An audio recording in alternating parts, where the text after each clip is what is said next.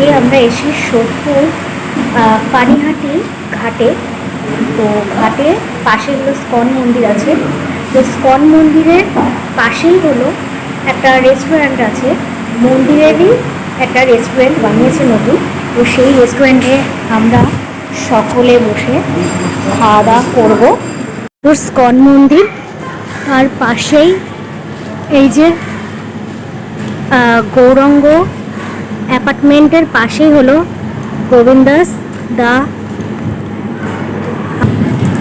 তো এই রেস্টুরেন্টটাতে আসলাম ইসকনের মন্দিরের পাশেই।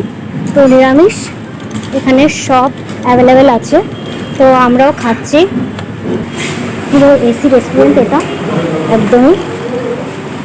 আমরা এখনও বসে গেছি খাবার খেতে। এই যে বাবা, মা, আমি বসে গেছি। এখনও আমাদের এখনও খাবার দেয়নি, আমরা এখনও ওয়েটিং লিস্টে আছি। এখানে হলো 160 টাকা নিয়েছে প্রাইস। ভাত দিয়েছে, আলুর দম, পায়েস, মিষ্টি, চাটনি, বেগুনি, পাঁপড়, ডাল আর পনিরের তরকারি।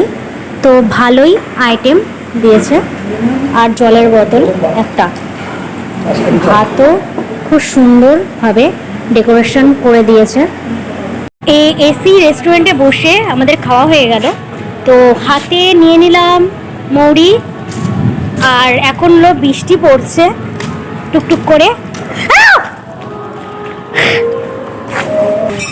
সরি গাইস, হলো একটা পেছনে কুকুর ছিল বলে আমি চিল্লিয়েছি, জানি না এসছে কিনা ভিডিওতে। তো আমাদের খাওয়া কমপ্লিট হয়ে গেছে।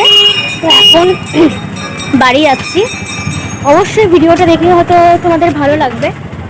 ওকে, বাই।